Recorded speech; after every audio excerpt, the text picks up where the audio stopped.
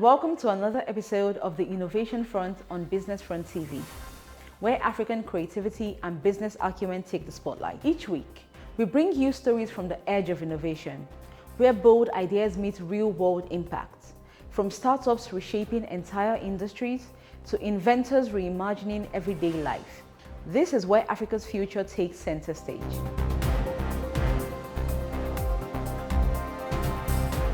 Here's what's new and trending. Nigeria launches Unified Credit Registry with borrowing history now tied to the national ID.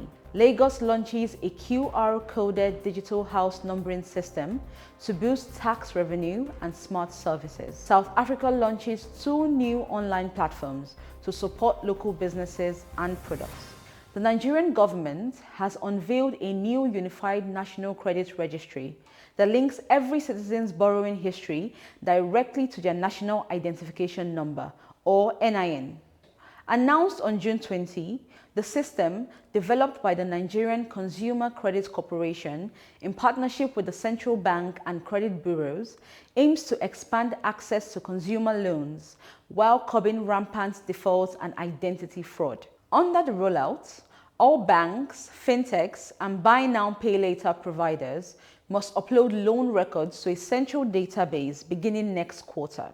Supporters say a single verifiable credit file will unlock lower interest financing for salaried workers looking to purchase cars, smartphones, or home appliances. Critics, however, warn of data privacy risks and fear the policy could entrench financial exclusion for citizens already off the grid. The government insists robust safeguards are in place and plans a 6-month pilot before full nationwide enforcement in early 2026. We'll be watching to see whether this bold move turns Nigeria into Africa's next consumer credit powerhouse or sparks a fresh debate on digital rights. The Lagos state government has launched a new digital house numbering system that uses QR codes to make it easier to identify and manage properties across the state.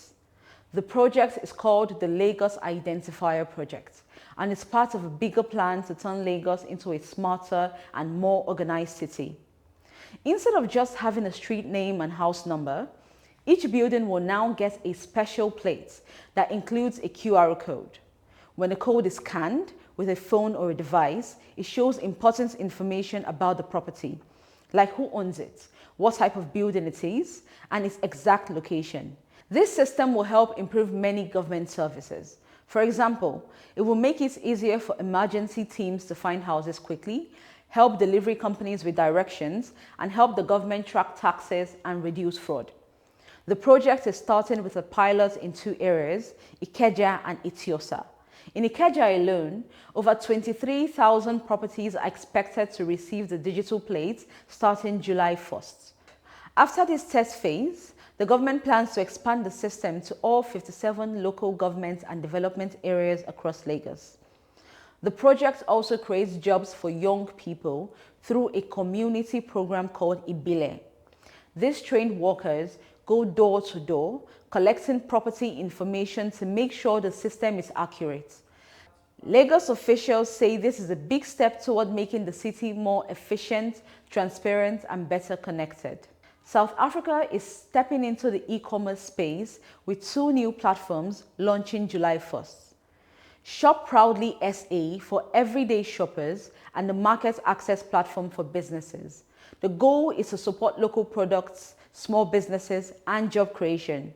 Over 1,700 South African-made goods will be made available on this platform. It's part of a push to help local brands compete with global giants like Amazon, which already dominate the market. While the big players still hold the edge in speed and variety, many South Africans prefer local brands, especially post-pandemic. If these new platforms gain trust and visibility, they could carve out a strong space in the growing $35 billion online shopping market. But the success of this innovation all depends on how easy these platforms are to use and how well they will reach the public. An issue with online shopping has always been about what I ordered versus what I got. But what if there was a technology that could help you try on your clothes or shoes, or help you see in real time if the products you want to buy are actually what they seem? That's one of the many promises of the virtual reality technology, and we'll be looking at it in the next segment.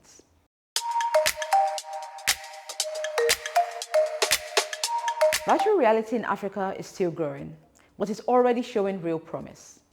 A few years ago, most people thought of VR as something far away, expensive, foreign, maybe even unnecessary. But the technology is only as good as the problem it solves. Take a look at the Nigerian real estate space.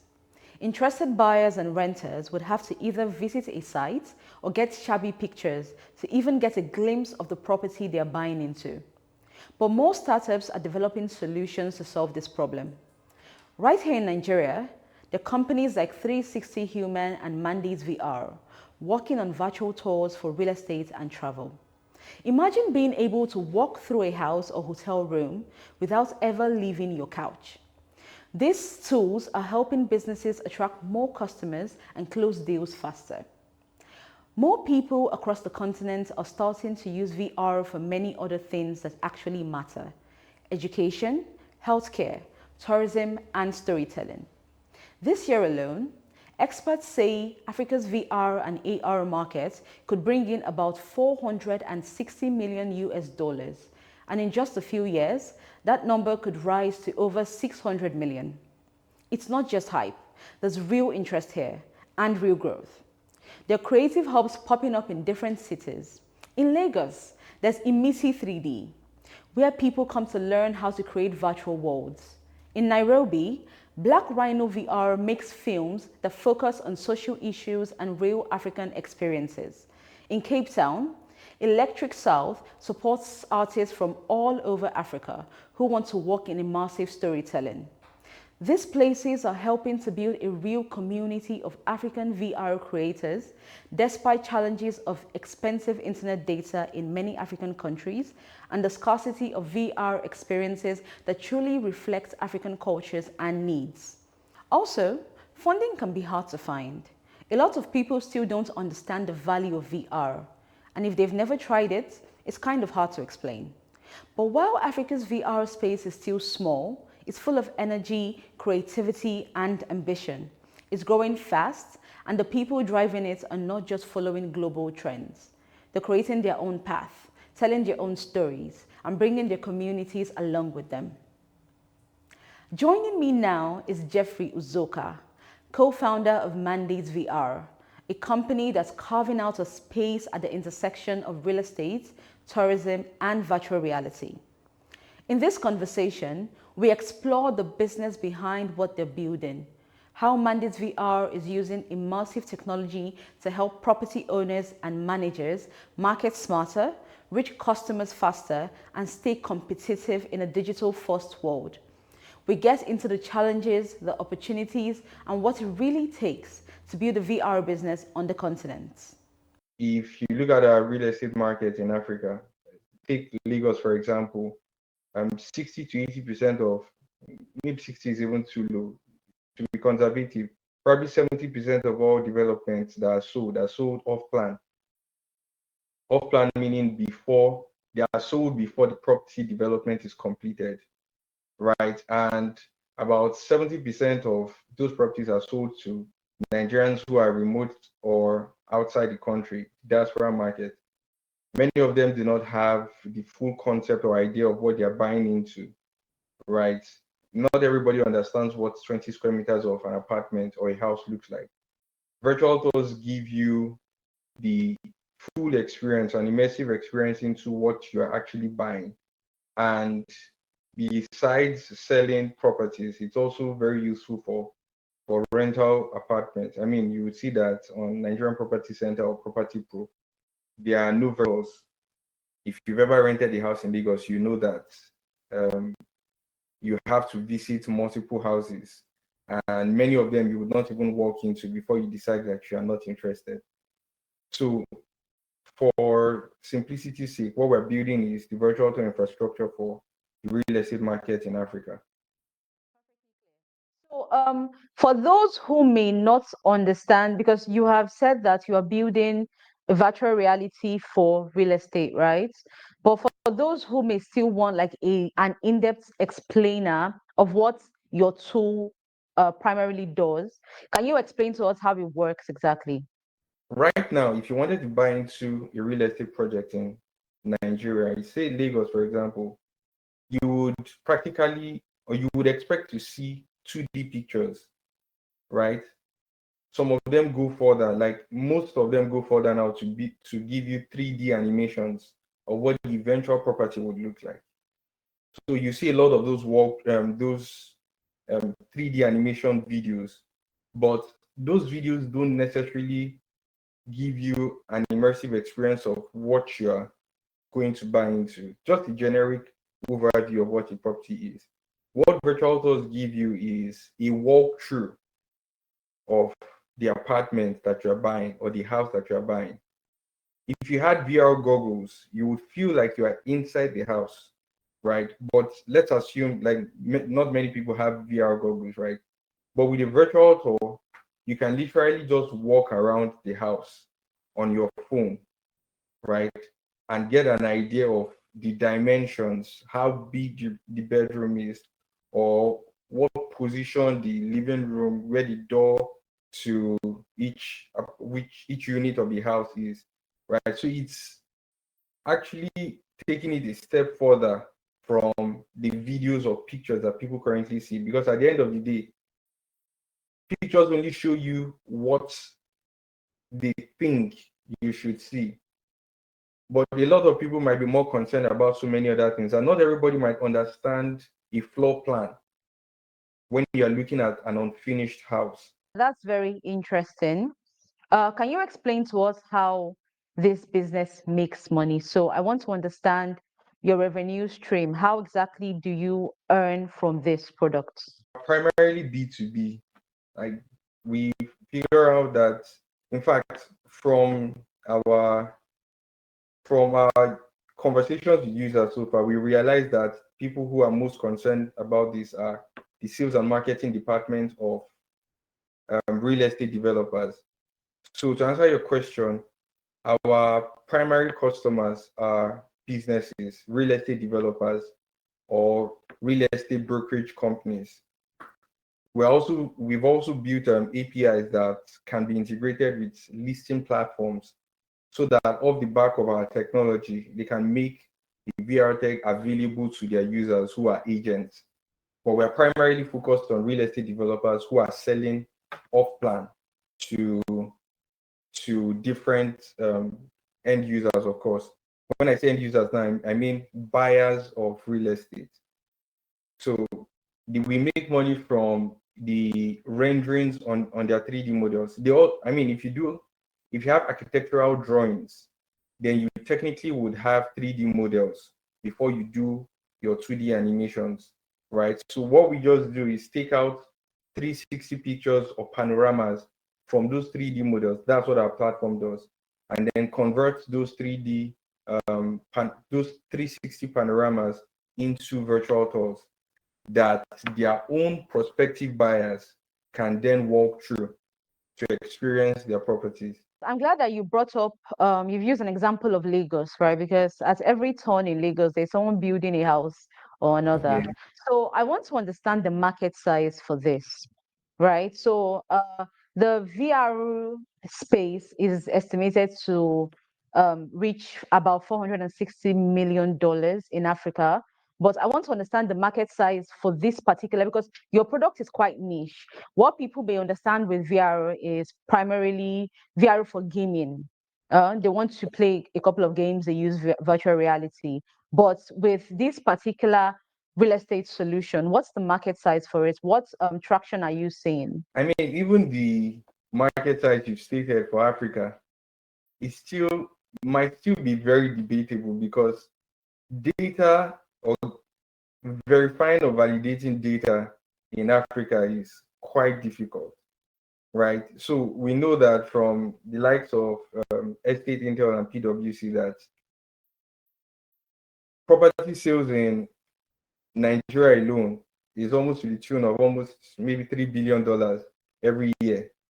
But again, if you compare the data you find on maybe Nine Frank, Estate Intel, or PwC, they might still be conflicting or contradictory, right?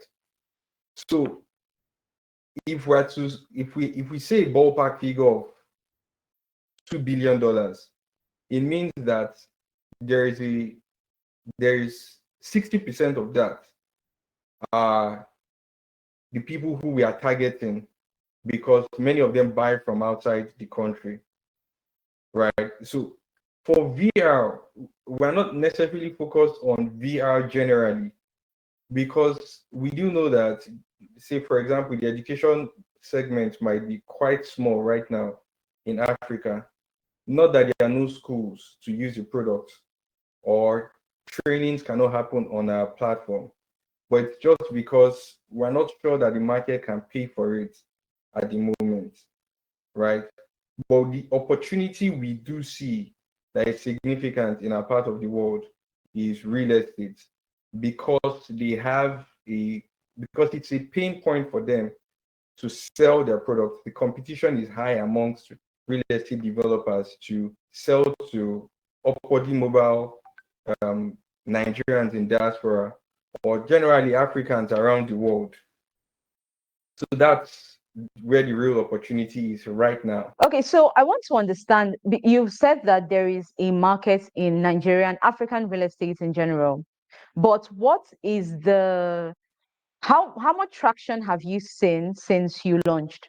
When we did launch, you know, interestingly, I mean, like I mentioned, this is our second startup, but we started off, sometimes you think you know the market until you build something for the market, right? We started off pursuing the wrong, barking up the wrong tree, but we quickly realized that those who were willing to pay for it are real estate developers who want to sell more, who need to grab the attention of their customers in a very tough or competitive market, right? So in the last um, few months, we've had significant interest, signed a couple contracts, and are working on many 3D models that have been submitted from a handful of real estate companies. Thankfully, our first platform, our first startup was initially built for the real estate space. And my co-founder and I have maybe a combined experience of almost 20 years in real estate. So we do have a wide network of real estate developers that we are that have shown interest, and we know that we have direct conversations with. So I mean, we've generated tangible revenue to prove that there's an opportunity in that space. And we do have maybe one or two contracts, not one or two, practically two contracts with two listing platforms now that we're integrating with, and working on a couple others, one in Ethiopia and two in Lagos. You have mentioned the real estate um, landscape. You mentioned that real estate agents need it, developers need it. But I want to know, do you see this product being useful in any other industries? Are there other industries that you're looking towards? Yes, significantly in the future, education and in engineering. So I did mention that I have my background in engineering, and I see a very useful case where typically if you have to walk into a power plant, because I did work in a power plant, right, or a generation plant, you would have an induction before, maybe orientation and induction before you walk into the power plant, right? And that can be a risk on its own, because sometimes you have to pause some activities so that you can take a new person through and show the person around. But with VR, you don't necessarily need to do that. All of those trainings can be done virtually, so that when people come into the space, it can then feel like a familiar territory. It's kind of like going to a place on Google Street View before you actually go there. You can then recognize things and then familiarize yourself before you enter into a space where safety is actually very paramount. So education is one of the places we've seen significant, we project that there will be significant use. And one of the places that are most likely to pick up also, which might not necessarily be in Nigeria, maybe other parts of Africa, maybe Kenya, is hospitality. We currently have the Kogosi using our platform now for, to show their guests before arriving. And we weren't even really thinking of that before we started. They just reached out to us and we're able to do that for them. I want to understand how you were able to validate this product. I would assume that Nigerian real estate agents would be primarily comfortable with taking pictures and then sending to clients, right? So before you built the product, before you began to sell it to them, how did you validate the product? How did you validate a willingness to pay for it, not just to use it? Firstly, let me just correct you there. We are not focused on Nigerian agents. In fact, we have realized that agents don't necessarily want to pay for it, right? Because the idea is that agents make a lot of money from you paying for the inspection. If you wanted to rent an apartment in Lagos, they will ask you to pay an inspection fee for them to come out of their houses. It ranges from 5,000 naira to 30,000, depending on where the house is, right? And if they eventually do send you pictures, the pictures are usually shitty. Some of them would not even send you pictures. They will tell you to come out first, right? So an agent are only able to convince you when you come out to see the property that is not good in the first place. So they bank on you coming out of your house. So agents don't like the idea of VR or virtual tours because customers can have a great perspective of what the house is and decide whether or not they even want to show up. So our focus is not on agents. We learned the hard way anyway. That was what I meant when I said we're backing up the wrong tree initially. So we're focused on developers. What we realized is developers have spent a lot of money to differentiate themselves in the market. You see billboards all over Lagos, Abuja, Port Harcourt, Enugu. These are developers who are selling off plan, right? And many of them now do roadshows here in the UK and in the US, right? So they are trying to show prospects what their properties or their products would look like. And we realized that even before we provided our solution, some of these developers had already started patronizing foreign companies, foreign VR platforms, right? Offering what we are offering now. And the amazement for them became that they're able to pay us in local currency and host their tours in Naira, right? Which is significantly cheaper than or economically better than our competitors outside of Nigeria. So it was easy for us to tell that there was a market because people are already using the product. They just didn't have, in fact, one of our customers told us that he had been looking for because they were going to use VR for their own users. That's a listing platform. And they have been looking for a VR platform for the last 4 years. And it's a Techstars backed startup. And they said in the whole ecosystem of Techstars, they couldn't find a VR startup that they could plug into. So for us, having customers, and I mean, we do have had customers pay us, and I think that's enough for us to know that people are willing to pay for it, and the interest we've gotten from our prospects, our own prospects, have shown us that there is a market for it. You offer a freemium model, so you have the free plan, and then you have the premium plan. So how do you move people from because I think I did try to use the product, and you have a free 10 days. You can create 10 experiences per month for free. So how do you move people from the free plan to the premium plan? How has that been? How has that experience been like for you? So typically, the freemium plan is not necessarily for our core users, right? And most of the time, we find that the free plan is just enough to test the waters.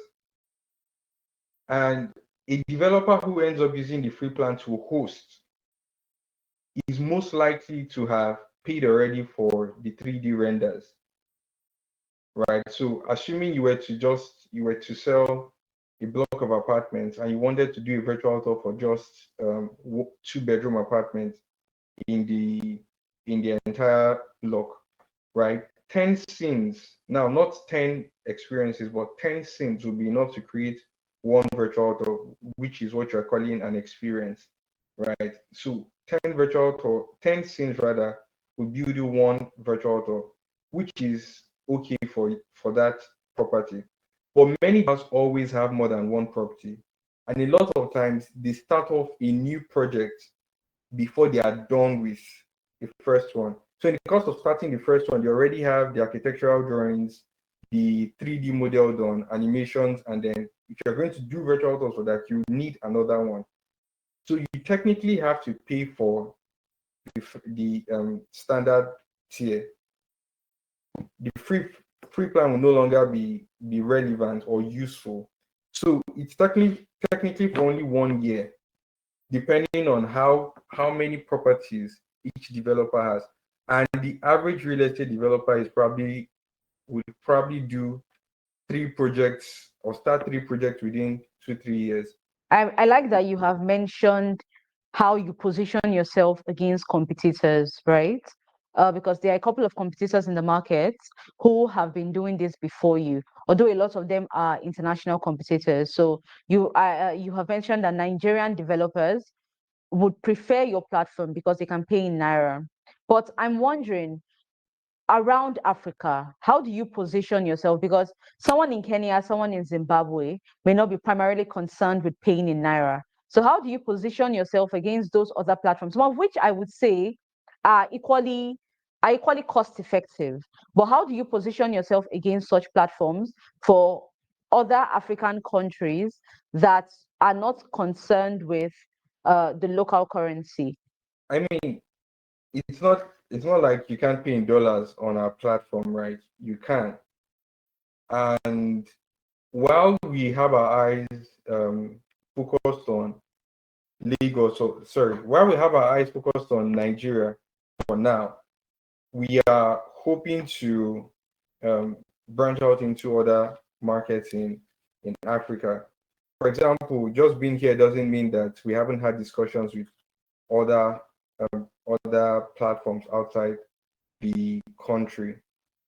I mean, from 1 or 2 people opening, we've had conversations with 2 platforms one in Cape Town, one in Ethiopia, another in Cairo, right? But what is important for us is capturing the Lagos market and then Abuja, Port Harcourt. We believe strongly that, if you make it in Lagos, you've made it in Nigeria. If you do make it in Nigeria, you have a good shot at making it in the rest of Africa. And we can't necessarily spread our energy and try to grab the whole market at the same time. Maybe if we get, except we get into an accelerator right now that helps us accelerate. I mean, that's why they're called accelerators, right? And then they're able to open those doors for us quickly, right? So, but that aside, if we have had 1 or 2 people from even outside Africa sign up on the platform, right? So it's not like if you are not in Nigeria, you can't pay for it. We accept payments in dollars. It's just that Nigerians have the option of selecting the Naira option. My primary question was not really about the local currency, but what differentiates you from global platforms or other platforms doing what you're doing? Why should Africans around Africa patronize you as opposed to some other platform that was there before you? Okay, so I'll just answer it in this way. There's a reason why, first, VR is almost non-existent in our part of the world. And while the pricing might not be too high for people over. So, for example, if you wanted to use Matterport, which is one of the biggest names in Europe, for example, or America, and you wanted to get the best out of Matterport, you will need their cameras, and their cameras can cost as much as 3,000, maybe $6,000. They have cameras that cost as much as $6,000, right? Not many companies can afford to do that, right? And aside the price, even the hosting fees are more expensive than ours. But I don't like to speak so much about pricing when if we're talking about differentiation, right? And I try not to speak so much about AI so that it doesn't sound like we're just trying to slap AI on our products.